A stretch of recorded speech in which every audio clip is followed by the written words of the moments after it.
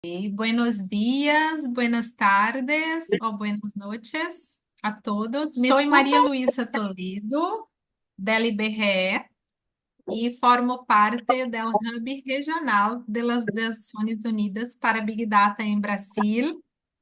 Es un placer darles la bienvenida ao terceiro webinar de nuestra série sobre indicadores de câmbio climático. A lo largo destas séries, estamos contando com a participação de expertos que compartilharão seus conhecimentos sobre o uso de novas fontes de dados e tecnologias em la mitigação do cambio climático. Nosso objetivo é facilitar o intercâmbio de informação e promover um debate enriquecedor sobre este tema tão crucial. El seminario de hoy lleva por título Big Data en la producción de alertas de desastres hidrogeológicos y en estudios de cambio climático. Y nos complace dar la bienvenida a nuestro ponente, Dr. José Marengo, investigador sênior y coordinador general de investigación y desarrollo del CEMADEN, é o Centro Nacional de Monitoreo e Alerta de Desastres Naturales. Dr. Marengo, muitas gracias por aceptar nossa invitação e dedicar tu tempo para compartilhar tus conhecimentos com nós. E a palavra é tua. Muy bien, buenos días, buenas tardes, buenas noches. Muchas gracias, María. Entonces voy a comenzar con la presentación, compartir mi pantalla. Bueno, buenos días. Mi nombre es José Antonio Marengo. Yo soy meteorólogo, trabajo mucho en climatología y cambio climático y desde los últimos 10 años trabajo también en la parte de desastres, de reducción de riesgo de desastres. Entonces, con todos los desastres que están pasando aquí en Brasil y en todo el mundo, y qué es lo que puede pasar con ese tipo de desastres en el futuro con cambio climático, entonces viene la preocupación de una serie de estudios científicos, estudios de gobierno, y justamente con el apoyo del IBGE y UN Big Data Regional, voy a hacer una presentación que incluye algunos motivos científicos de los estudios y también lo que tiene que ver con el uso de inmensas fuentes de datos, Big Data, para poder desarrollar esos estudios. Un poco la experiencia aquí en Brasil. Bueno, pero lo que vemos, por ejemplo, en los periódicos, como cualquier otro periódico de la región, muchos muertos en Brasil como consecuencia de eventos que fueron forzados por lluvias intensas, ¿no? Lluvias intensas que caen sobre áreas vulnerables y expuestas con población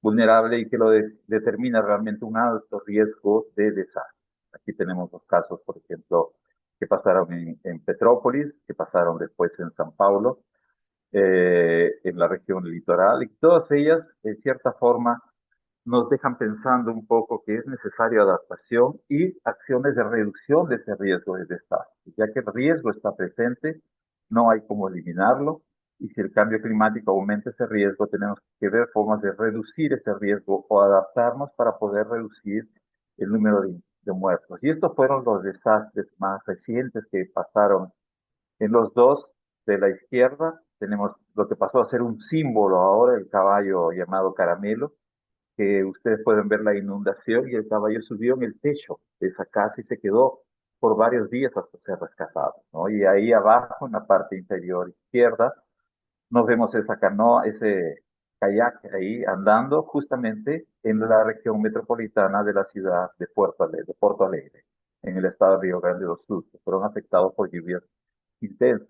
Y en la derecha, en la parte superior, ven lo que pasó en España, en Valencia, afectado por una inundación brusca, y ahí abajo tenemos imágenes que todos los veranos pasan en la región metropolitana de la ciudad de San Paulo.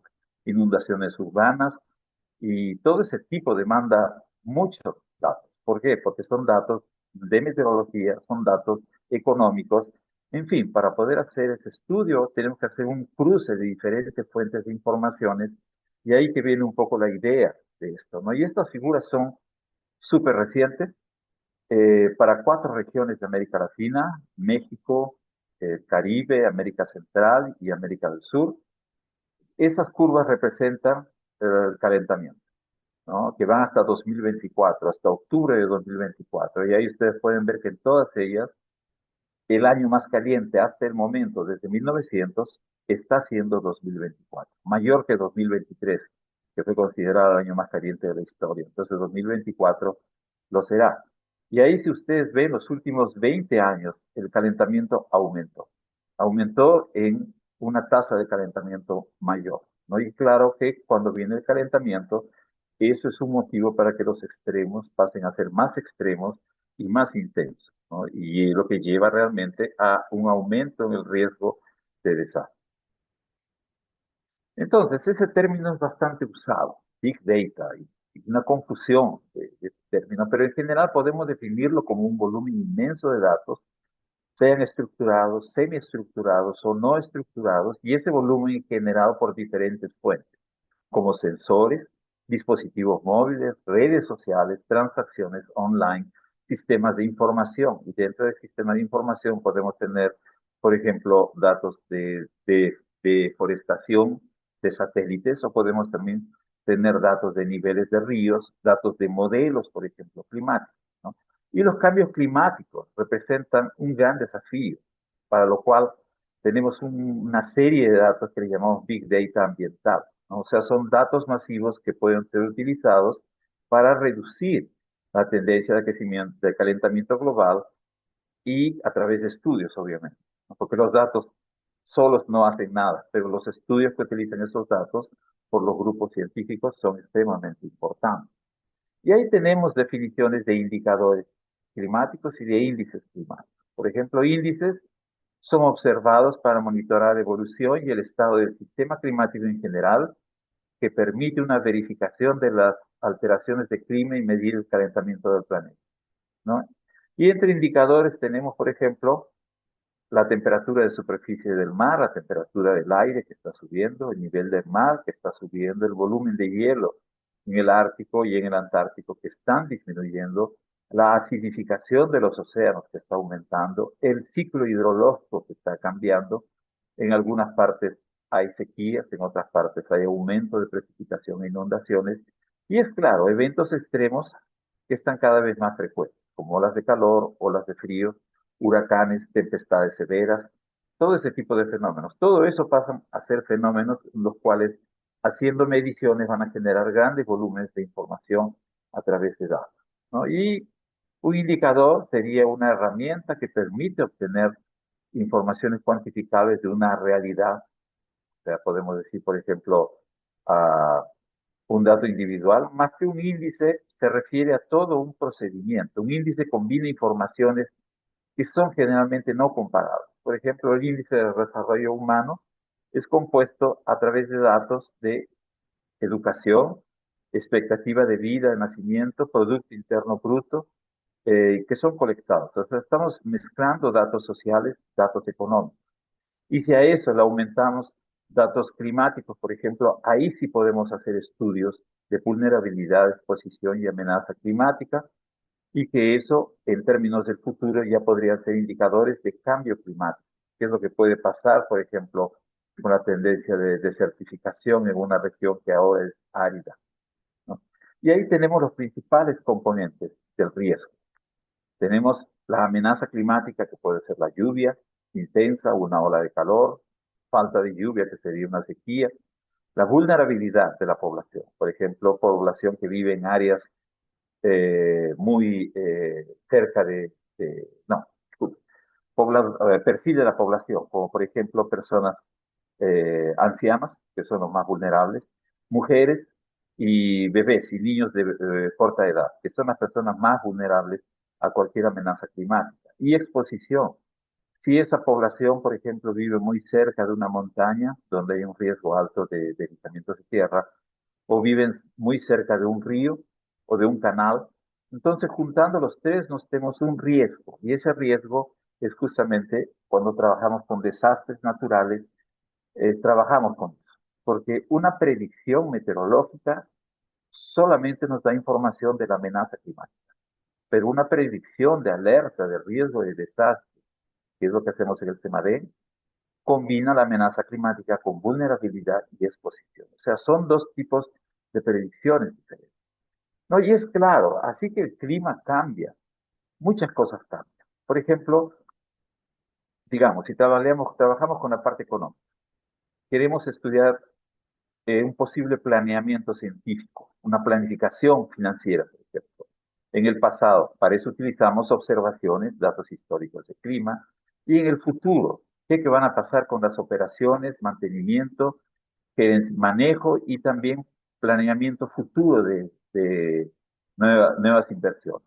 Van a depender de la predicción del tiempo en términos de horas, de días, de la previsión subsazonal, por ejemplo, en 2 semanas, la previsión estacional, que puede ser cómo será el próximo verano, si la niña va a aparecer, y en proyecciones climáticas, o sea, cómo será la situación en 2040, 2050. ¿No? Entonces, cuando trabajamos con riesgo, la base científica de los riesgos. Entonces tenemos ahí, por ejemplo, un planeta más caliente absorbe mayor contenido de vapor de agua en la atmósfera y eso, digamos, está disponible para la formación de nubes, tempestades y lluvias intensas, que con el planeta más caliente, ese ciclo hidrológico es más acelerado. ¿No? Los extremos meteorológicos pueden afectar sistemas humanos y vulnerables, y ahí, cuando afecta a los sistemas humanos y vulnerables, pasa a ser un desastre.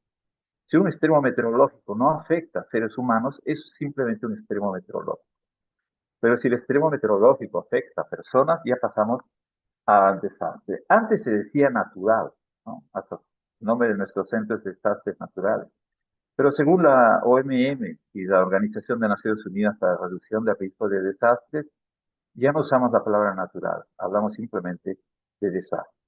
¿No? Y es claro, en cada región, el cambio climático, cambio en el uso de la tierra, por ejemplo, deforestación o urbanización o agricultura, pueden intensificar más el cambio climático.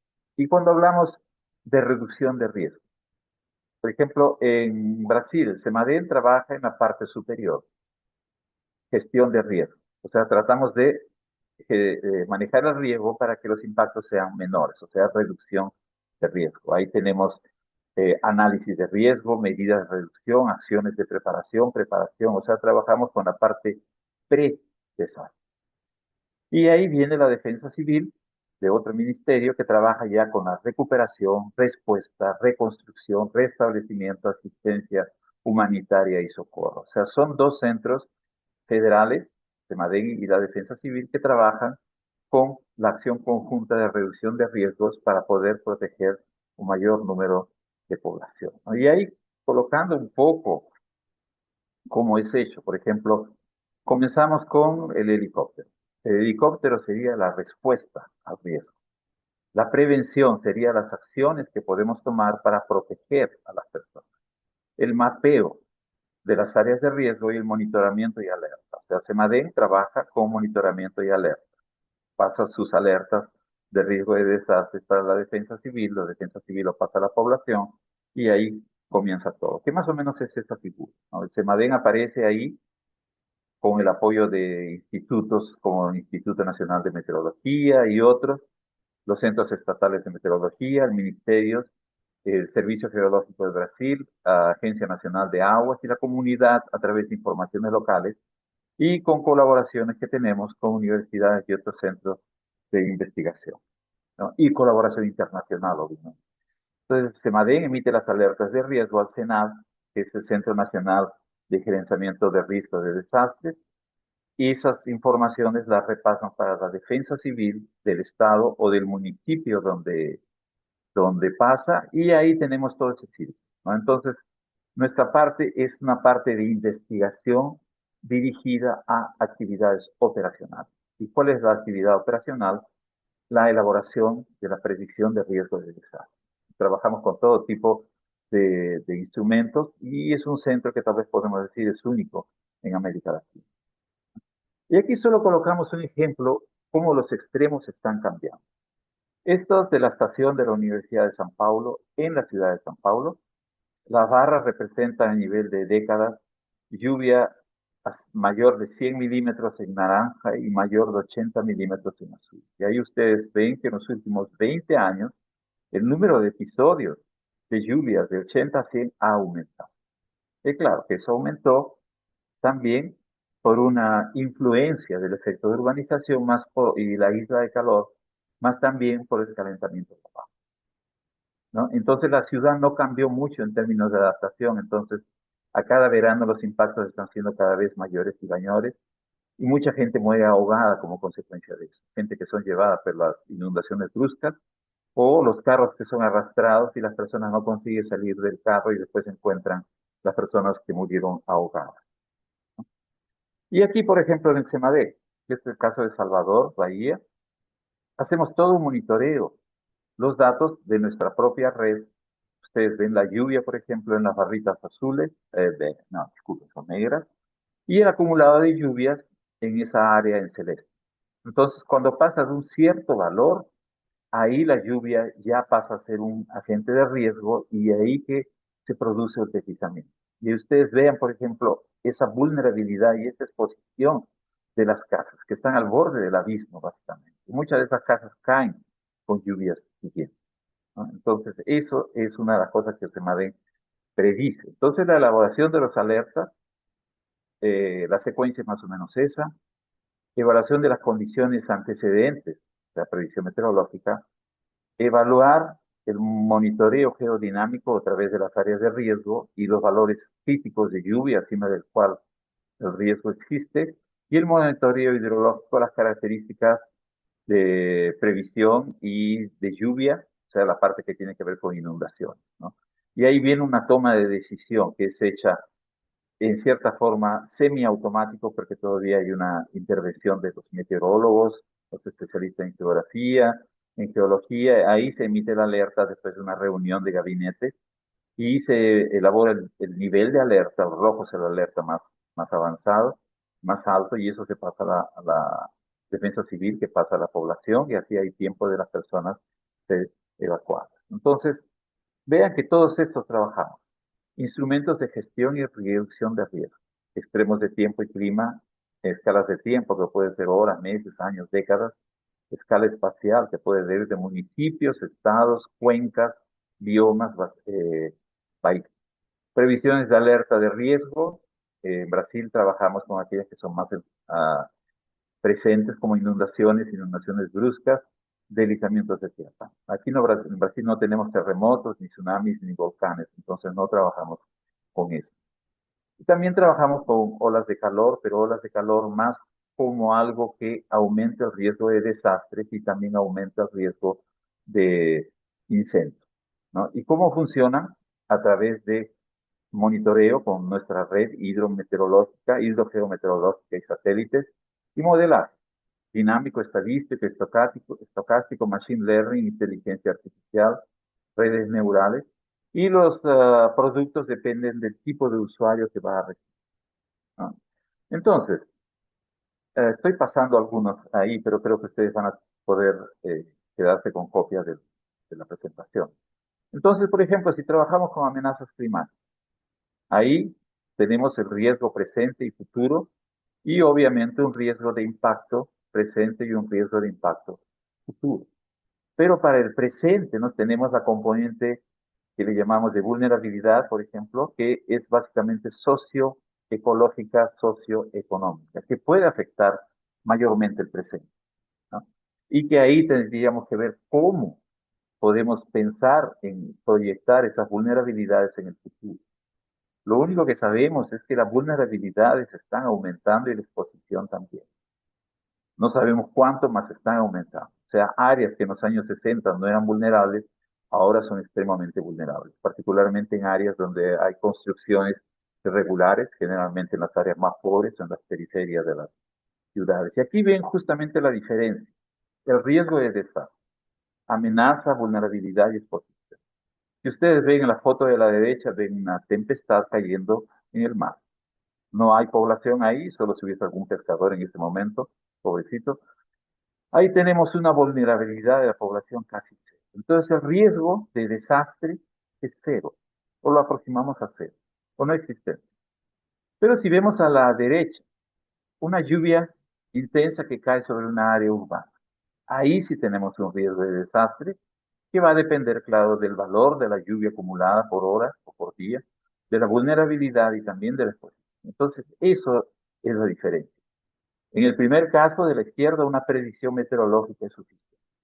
Pero en el caso de la derecha, además de la predicción meteorológica, necesitamos de la predicción del riesgo de desastre. ¿No? De ahí que viene más o menos el tipo de datos que usamos. Entonces tenemos riesgo igual a la amenaza, exposición y vulnerabilidad.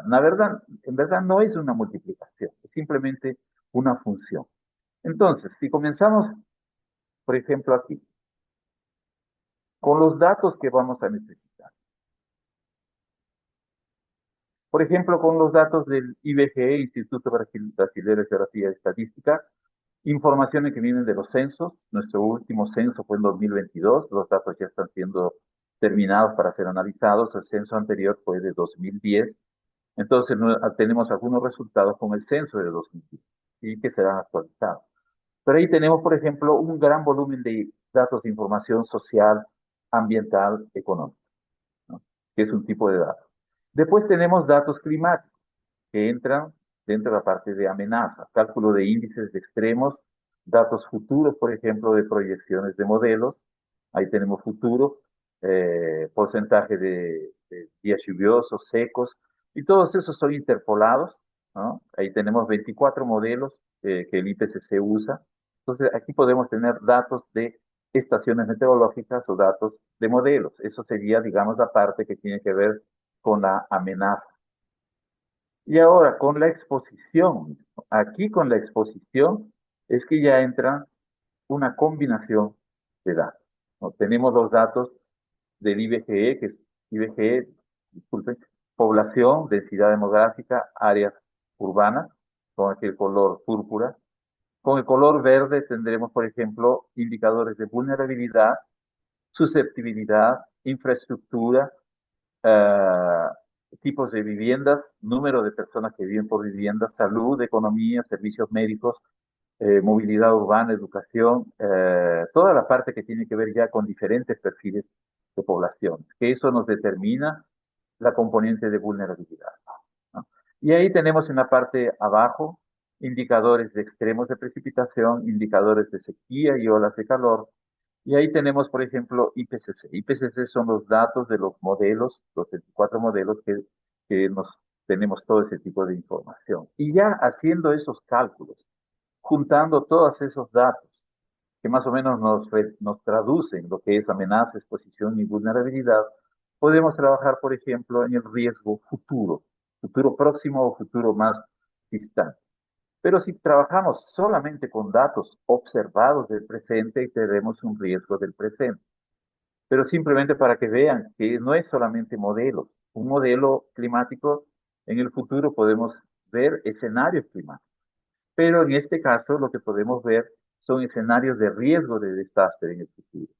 Entonces ahí tenemos un volumen gigantesco de información. Y eso más o menos podría ser trabajado y reducido en la forma de mapas. Mapas de exposición, mapas de vulnerabilidad, mapas de amenaza y al final tenemos mapas o proyecciones de mapas futuras, de riesgo, ¿no? En este caso fue hecho para la Amazonía. ¿No? Y una cosa interesante es que en el estado de Amazonas, que es este estado por aquí, hay un riesgo muy alto de deslizamientos de tierra, ¿no? Generalmente mayor índice de deslizamientos de tierra son las regiones sur y sudeste de Brasil, donde están San Paulo, Río, Salvador, Porto Alegre, Florianópolis, ¿no? Pues aquí en la Amazonia hay una grande exposición, una grande de desastre. Y aquí colocamos algunos ejemplos de estudios que se manejan. Por ejemplo, tenemos las áreas de riesgo en la figura del mapa de la izquierda. Esas áreas en rojo son las áreas de riesgo que fueron monitoradas por el Servicio Geológico de Brasil y que SEMADEN usa. Y en el mapa de la izquierda, información de población, ¿no? Del IBGE. Entonces, imaginen juntar los dos y ahí creamos una nueva base territorial entre las áreas de riesgo y los datos del censo para poder caracterizar, por ejemplo, áreas de riesgo para población basados en ese tipo de productos, ¿no? O sea, simplemente para que ustedes vean el uso de datos que tenemos. Claro que esto demanda un grado de procesamiento, computación y todo, pero la idea es esa, juntar varios niveles de información, ¿no? Y cuando trabajamos con índices de vulnerabilidad, por ejemplo, a nivel de población se utilizan 183 variables, pero mostrando algunas es eh, por género, faja de edad, ingreso económico, alfabetización, condiciones del domicilio, quién que es responsable de la casa, si es hombre, mujer, cuánto que gana, cuál es el grado de educación, porque aquí hay personas que tienen desde el doctorado a personas analfabetas, que es la realidad, no solo en Brasil, sino en muchos lugares del mundo. ¿No? Y también la parte que tiene que ver ya con el domicilio. Tienen agua y desagüe, colecta de basura y energía eléctrica. Parece mentira, mas hay lugares donde no hay energía eléctrica. Entonces, muchas veces cuando hay una alerta de emisión, dice, todas las personas accesan o entran, pero es por el SMS del celular. Pero en muchas áreas no hay energía y no hay internet. Entonces, aquel que tiene celular tal vez no recibe alerta de riesgo y queda más expuesto porque simplemente no sabe qué es lo que va a pasar en el futuro, ¿no?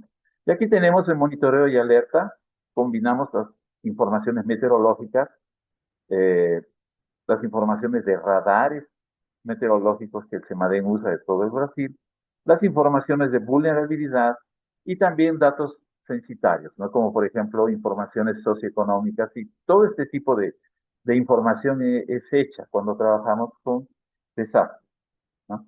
Y aquí, por ejemplo, las poblaciones, la población en áreas de riesgo, mapeado por el CEMADEN, ¿no?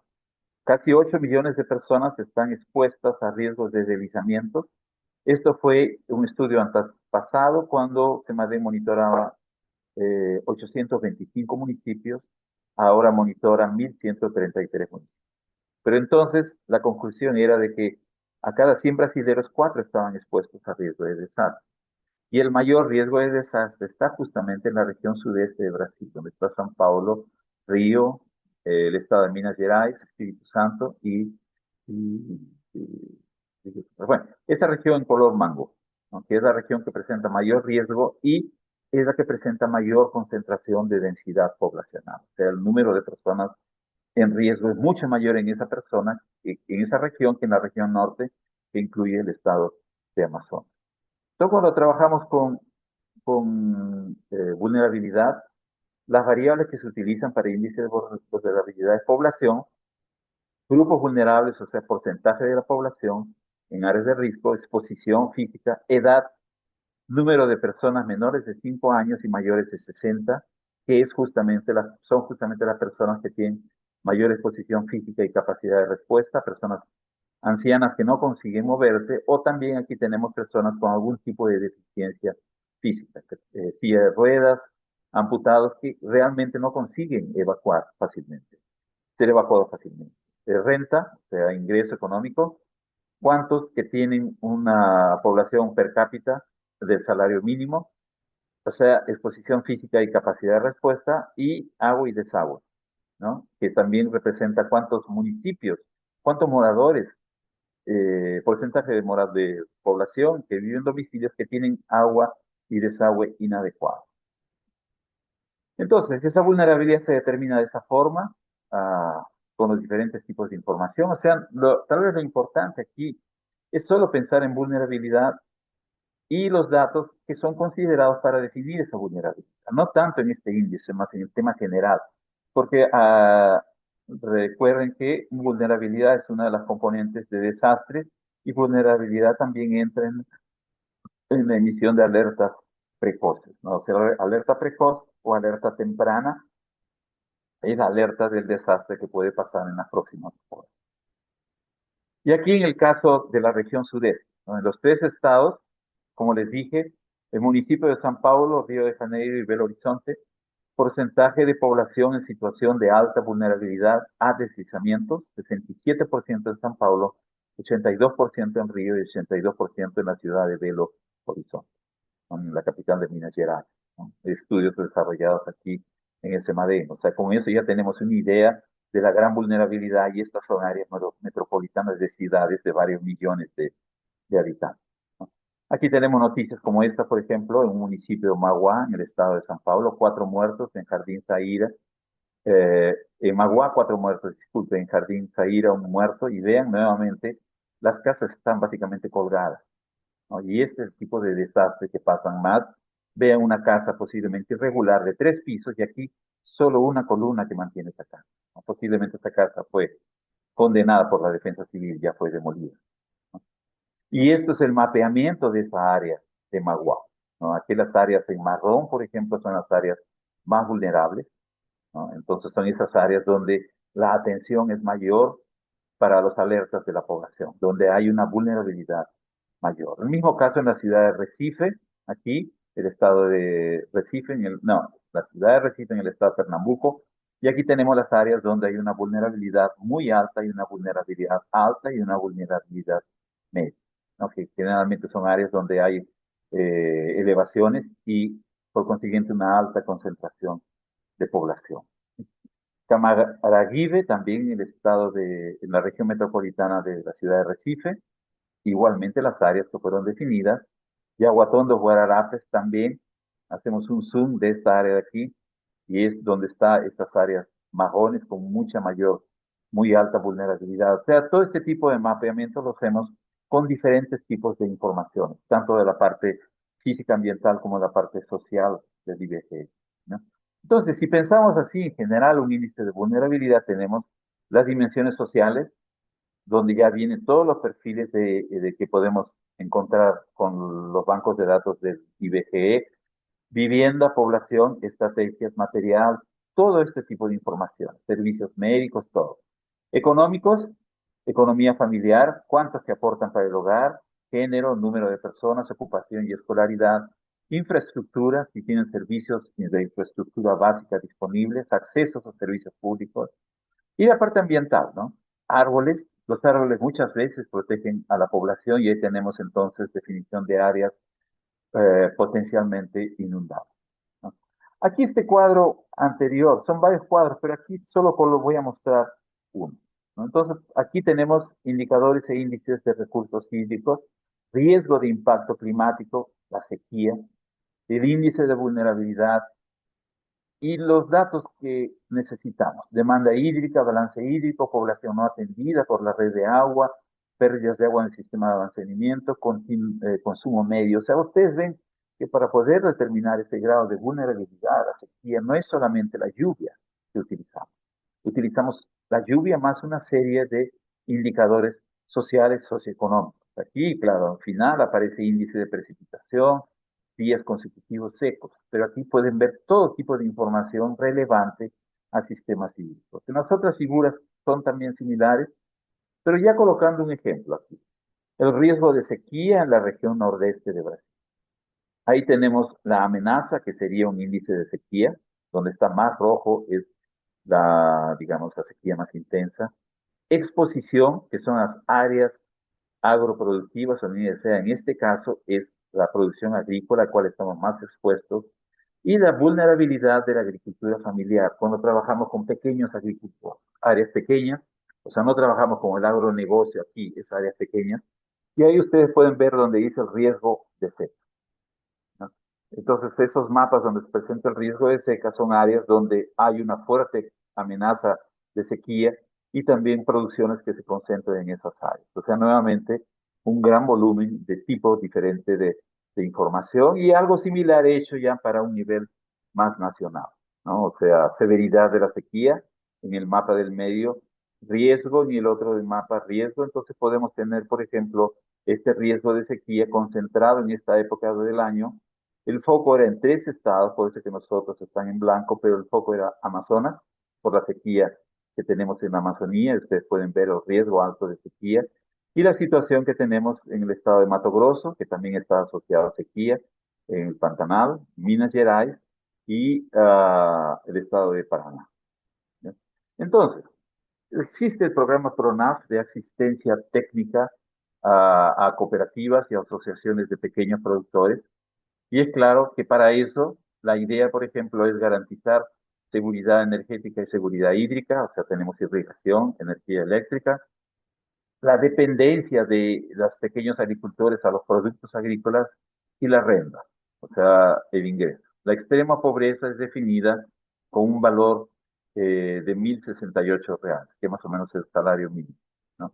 Y aquí tenemos, por ejemplo, productos que SEMADEN elabora a pedido del gobierno, áreas de pasto y agrícolas afectadas por la sequía hasta 2024, donde dice CO, NE, son las regiones de Brasil, centro-oeste, nordeste, norte, sudeste y sur, los estados que forman esa UF, Unidad Federal, y el porcentaje de municipios que están afectados por sequía.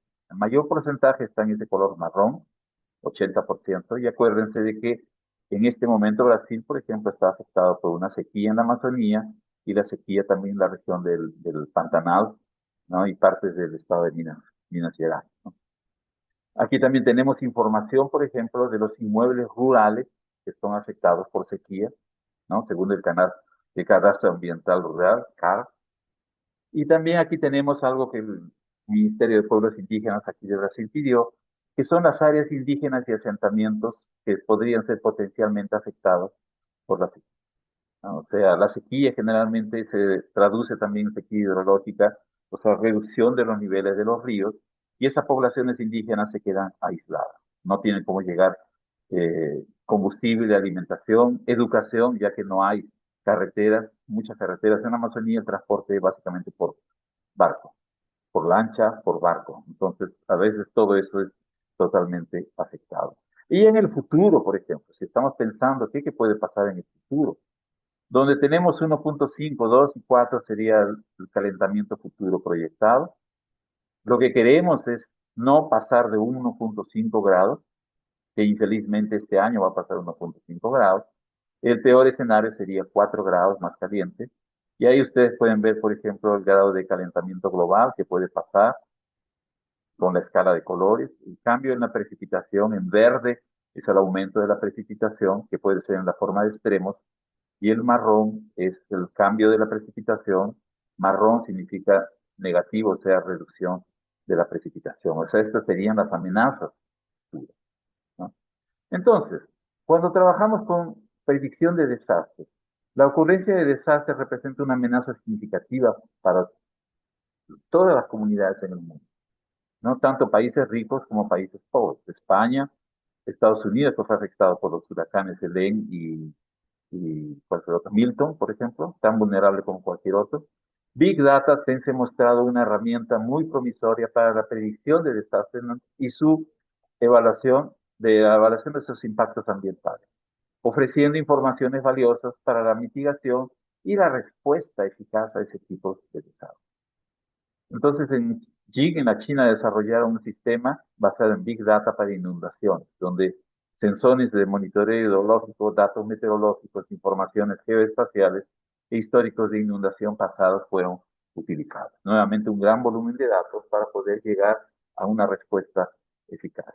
Bueno, con eso termino la presentación. Tal vez fue un poco desordenado, pero les muestro un poco, ya que el tema era cambio climático, desastres y el trabajo del CEMADEN, es un poco mostrar lo que CEMADEN hace en términos de emisión de riesgo de desastres y cómo Big Data puede ser utilizado para elaboración de esas predicciones de riesgo de desastres en el presente y en el futuro. Y particularmente la importancia de los datos socioeconómicos para determinar vulnerabilidad y exposición, así como los datos climáticos y de modelos para determinar la amenaza. Y el riesgo de desastre va a depender de esa combinación mortífera en algunos casos de amenaza, vulnerabilidad y exposición. Bueno, con esto termino la presentación, entonces creo que todavía hay tiempo para preguntas, me parece. Sí, muchas gracias, doctor José. Tenemos muchas preguntas en el chat. Romeu Ferreira pergunta: quais são os mecanismos, desafios e oportunidades atuais inerentes à interseção entre câmbio climático e enfermidades zoonóticas, em pequenas áreas vulneráveis e com pouco acesso a serviços de saúde? Y justamente hay que pensar que el cambio climático no genera epidemias, no genera nuevas enfermedades que se dice por ahí. Pero lo que el cambio climático puede hacer es empeorar la situación. sea, si tuviésemos una situación, por ejemplo, precaria en salud básica, la sensación de cambio climático va a empeorar esos problemas, ¿no? Y eso es verdad en todo el mundo. Aquí, por ejemplo, en Brasil, el número de personas que murieron o personas que fueron afectadas por ola de calor, por ejemplo, personas que murieron como consecuencia de infartos, particularmente los más ancianos, es un valor alto, ¿no? Más las personas son internadas en estos centros y justamente viene ese aspecto, ¿no? De cómo que la predicción meteorológica puede ayudar a prever las olas de calor y de hecho lo hace. Pero si la población está expuesta, si la población no recibe ayuda, si los puestos médicos no tienen lo mínimo necesario para atender a las personas que están sufriendo estrés térmico, por ejemplo, ahí podemos tener un gran número de muertos. Más el problema existe, con o sin cambio climático. Solo que cambio climático puede empeorarlo mucho. Sí, gracias. Romeu também pergunta: seria possível hoje sugerir alguns determinantes de modelos predictivos para identificar áreas de alto risco e populações vulneráveis, para buscar uma planificação eficaz da intervenção em saúde pública, utilizando Big Data ambientales? Sí, sí es posible. Justamente cuando trabajamos con los municipios de alto riesgo, o sea, pensar un poco que estos municipios de alto riesgo, por ejemplo, la parte que tiene que ver con deslizamientos de tierra, con un deslizamiento de tierra pasa, muchas veces rompen todas los tubos y las conexiones de agua y desagüe, y todo ese desagüe queda expuesto, ¿no? Y corta agua y las personas ya están expuestas a un ambiente sanitario muy pobre, ¿no? Y si a eso se le acrecenta el problema de pobre sistema de salud básico, entonces la situación va a ser peor. O sea, hay sí mapeos de este tipo de informaciones que la Fundación Osvaldo Cruz está trabajando activamente. Es claro que en una ciudad como San Paulo, por ejemplo, si el agua se acumula mucho tiempo, como en Porto Alegre, el agua se acumuló por las inundaciones, eso genera un alto riesgo de enfermedades que tienen que ver con hantavirus o leptospirosis, que tienen que ver con las ratas, ¿no? O sea, siempre hay un riesgo de que ciudades expuestas y vulnerables a desastres también lo sean en la parte de salud. Sim. Camila Zinger, é, minhas perguntas se relacionam especialmente com o monitório à escala municipal. Que ferramentas estão disponíveis para o segmento mostrado? Exemplo, que sítios web recomendas para obter, né, dados geoespaciais e ferramentas de geotecnologia recomendas? Sí, claro, el sitio del IBGE tiene todas esas informaciones y herramientas de tecnología para poder bajar y procesar los datos, ¿no? Eso es extremadamente importante. Como también, claro, que hay otros lugares que tienen los otros datos, porque la escala que nosotros trabajamos en MADEN y el IBGE también es en la escala municipal, ¿ok? Municipios, distritos. Pero hay que pensar que hay distritos grandes que por un lado hablamos, por ejemplo, como Petrópolis. En la parte alta de Petrópolis, que es un distrito en el estado de Río de Janeiro, hay una alta vulnerabilidad a deslizamientos de tierra. Y en la parte baja de Petrópolis, en el mismo distrito, hay una alta vulnerabilidad a inundaciones bruscas. O sea, tenemos varios tipos de exposición a desastres y la escala municipal es la que usamos. Pero a veces aquí nosotros intentamos trabajar en la escala submunicipal, porque esa es la que realmente es importante para mapear desastres y sus impactos. Sim, temos muitas outras perguntas, pero temos duas pessoas com as manos levantadas. ¿Quieres hablar, Olga? ¿Es posible abrir el microfone?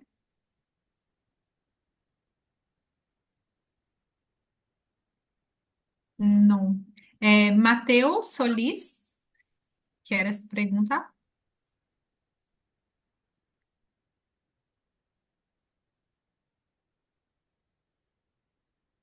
Ok.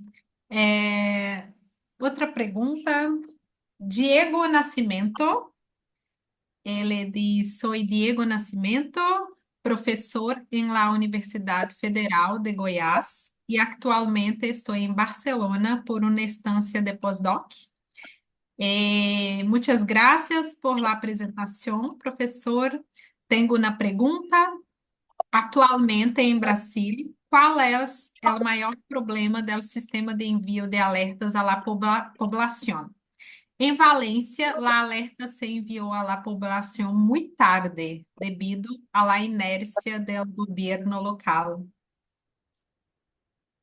Bueno, aquí en el Brasil existe ese problema. ¿Por qué? Porque aunque el CEMADEN emite los alertas con tiempo anterior, aún hay muertos, ¿no? Por ejemplo, les coloco el caso de Puerto Alegre. Las lluvias de Puerto Alegre comenzaron más o menos el 29 de mayo en el estado de Río Grande do Sul y aumentaron hasta los primeros 29 de abril, disculpe.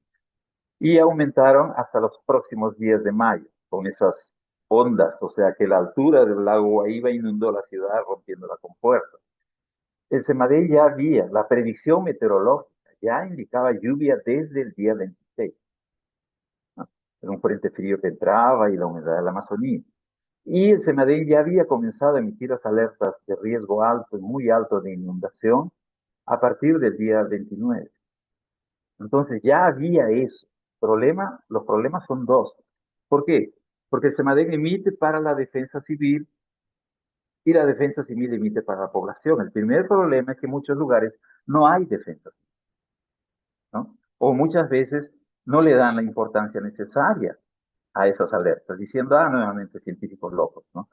Más por otro lado, que es el peor lado, es la población. No digo que la población es culpable de sus muertes, es simplemente de que falta una percepción del riesgo de desastres por parte de la población, porque muchas personas no quisieron salir de casa, decían que nunca pasó eso antes, nunca fueron, sus casas eran fortalezas, y después cuando el río comenzó a subir ya era tarde más, las personas subieron al techo, habían ancianos que no podían subir al techo, murieron ahogados, entonces falta mucho esa creación de esa mentalidad de que desastres matan.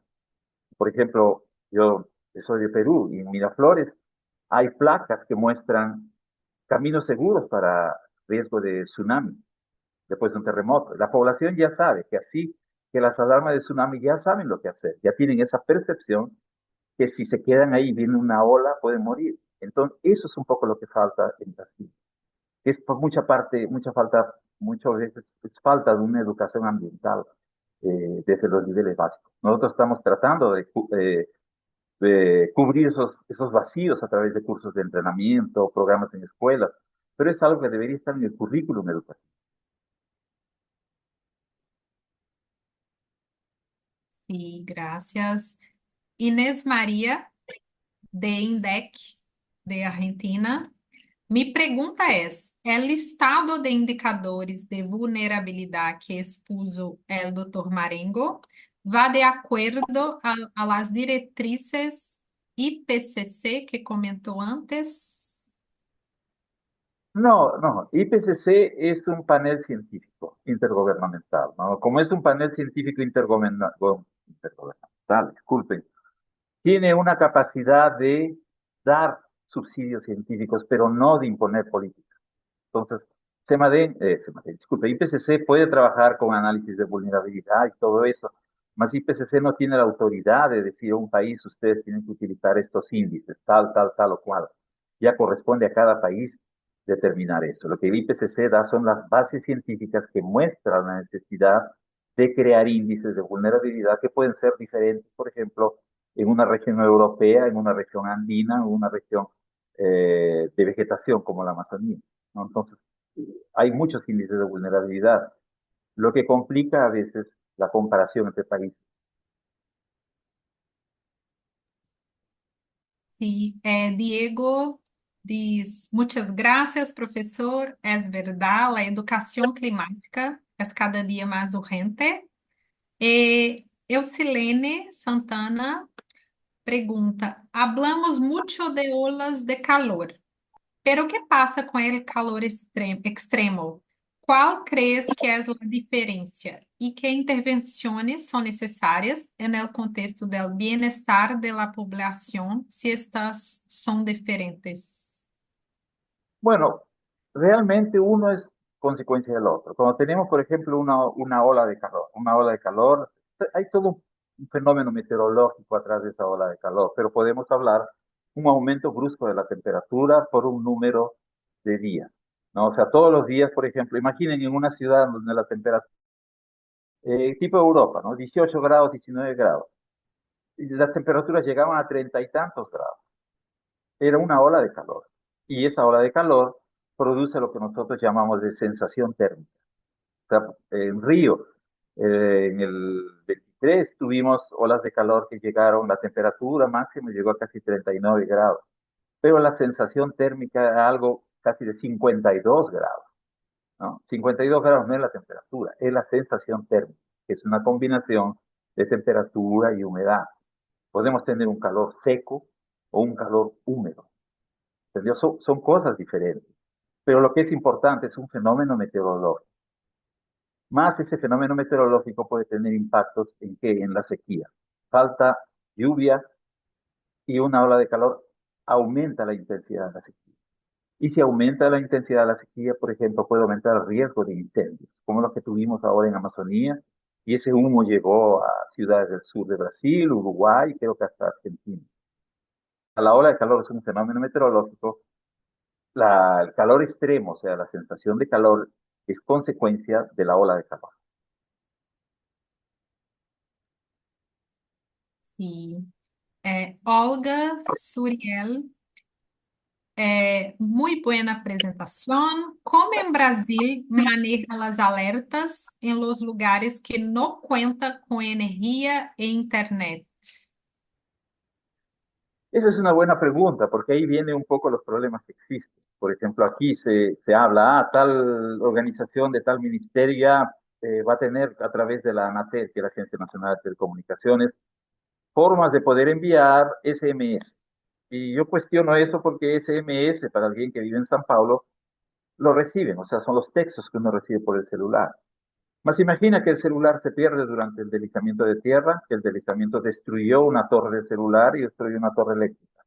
Entonces, en algunos casos, en algunas ciudades se aprendieron las lecciones y se tienen las formas más, digamos, populares. Carros de sonido, que aquellos que salen anunciando ahí, vendiendo productos, las campanas de las iglesias, sirenas, ¿no? Que esos funcionan con grupos electrógenos. Entonces, esos son tal vez lo más básico para alertar a la población. Si vamos a depender de tecnología, acuérdense que no todos los países, no todas las regiones de un país tienen internet, tienen energía. Muchas regiones no tienen. Sí. Miguel pergunta, excelente apresentação. Quando hablamos de riesgo, estamos hablando directamente de recursos financeiros de las autoridades públicas. Qual é sua opinião atual sobre este compromisso em Brasil e em mundo? Bueno, cuando trabajamos con riesgo tenemos las tres componentes, que es la amenaza.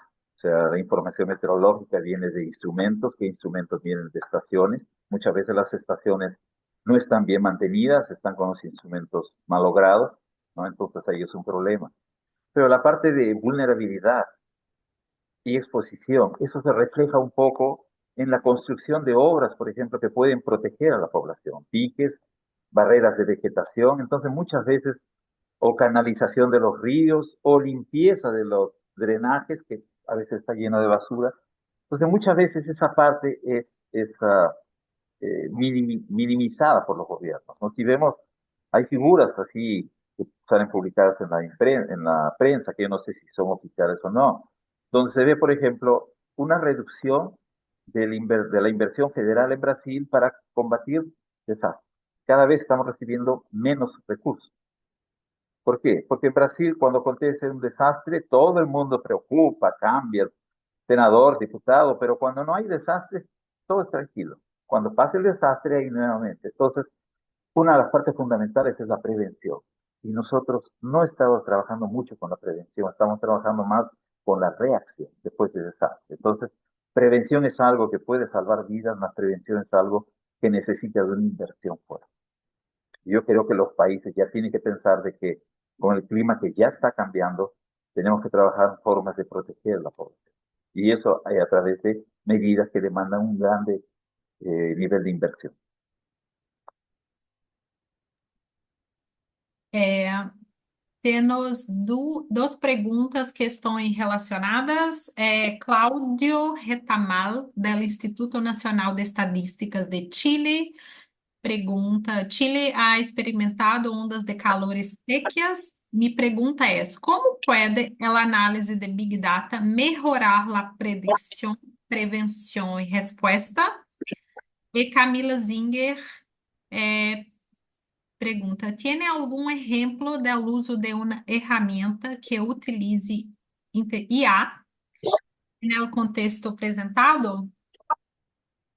Bueno, en el caso de Chile, sí, este año hubo, Chile ya está sufriendo una sequía intensa desde hace los últimos 14 años. Este año llovió un poco, pero no alivió el problema en esa región y lo que pasaron fueron las sequías cerca de Valdivia, me parece, acompañados de grandes incendios forestales, ¿no? Entonces, cuando trabajamos con incendios forestales necesitamos los indicadores de sequía, que son precipitación, tipo de suelo, los impactos de la sequía, población que viven, cuál es el riesgo de esas poblaciones y también, claro, datos de los incendios, de lo que aquí le llaman de queimadas, ¿no? Que son generalmente datos de satélite. Entonces vemos una gran combinación de diferentes fuentes de datos para eso, ¿no? O sea, ya no es solamente el dato del pluviómetro del servicio meteorológico, son datos tanto de la parte ambiental, de ese satélites, datos de la parte social, población vulnerable, ¿no? Que existe y va a existir, y eso es un tipo importante. Ahora, en términos de inteligencia artificial,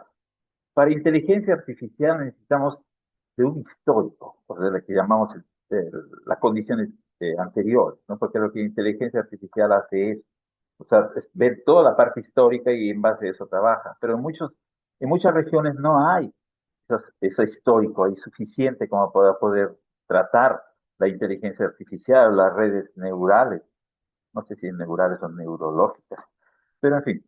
Entonces, que yo sepa, hay estudios sobre eso, pero todavía no he visto así un resultado así que pueda decir, bueno, inteligencia artificial va a resolver. Los servicios meteorológicos están invirtiendo fuertemente en inteligencia artificial, nosotros también, pero me parece que eso es algo que puede demorar algunos meses todavía para poder confiar en ellos y ver si realmente es mejor o no que las predicciones utilizando modelos estadísticos o modelos dinámicos. Para cerrar, uma última pergunta, 2 minutos para terminarmos. Daniele Sintra, de Universidade Federal Fluminense. É possível criar indicadores e índices, ao menos regionais, para a América Latina, por exemplo, para que seja possível comparar informação de países? Trabajar a nivel de países, así, países, digamos, con delimitación política, Brasil, Perú, Chile, es un poco difícil porque no existe una uniformidad en índices usados. Por ejemplo, que usa el IBGE, yo sinceramente no sé si lo utiliza el Instituto de Estadística de Chile o Argentina. Son índices diferentes, pero las conclusiones pueden ser similares. Entonces, hay formas de trabajar dependiendo de la situación, porque en algunos casos puede ser más interesante trabajar a nivel de cuenca. Por ejemplo, la cuenca amazónica, la cuenca del Paraná Plata, la cuenca del Orinoco, la cuenca del Titicaca. O en otros trabajar a nivel de biomas, bioma Amazonía, bioma Pampa, zonas áridas, por ejemplo, biomas andinos, ¿no? Hay diferentes formas de trabajar. Pero yo creo que las metodologías usadas por cada país son diferentes. Más me parece que las conclusiones finales sí podrían comparar entre ellos, ¿no? Eso es algo por ejemplo, cuando se trabaja con el IPCC, tratamos de hacer ese tipo de comparación. Es un poco difícil, ¿no? Pero por lo menos se aproxima lo más pronto posible, por ejemplo, en el caso de la Amazonía y la Cuenca del Plata, que tienen mejor disponibilidad de datos que cuencas andinas. Sí, temos muitas outras mensagens, agradecendo, felicitando. Sandra Silva diz que mi tesis versou sobre a precipitação máxima em Petrópolis. Utilizei textos do professor Marengo, que feliz de conhecerte. Muitas pessoas agradecendo. Dr. Marengo, se puderes compartilhar tu apresentação conosco, para muitas pessoas estão pedindo, pero gostaria de lembrar que a gravação web deste seminário estará disponível em la página del Hub. Vamos terminar, Dr. Marengo. Te agradecemos muito por tu valiosa contribuição e disponibilidade. Muitas gracias. Yo les agradezco por la atención y mi presentación en versión PDF pueden usarla. No sé cómo que UN Big Data está trabajando con disponibilización de eso, pero si utilizan, pueden utilizar o simplemente colocar fuente CMD, ¿no? Y me parece que dejé también mi email, si alguien desea hacer alguna consulta, eh, siéntanse libres de contactarme por email y si puedo responderles sobre algo que yo entienda bien y sepa, puedo ayudarlos. De otra forma, puedo pasar para otras personas que trabajan también en el asunto. Sim, sim, graças. Quiser agradecer também a todos os participantes, especialmente a la rede de transmissão do conhecimento de CEPAL, por proporcionarmos a plataforma para o evento. Tendremos um recesso de fim de ano e em fevereiro volveremos com nossos seminários web. Muchas gracias a todos y hasta la próxima. Chao. Gracias. ¿No?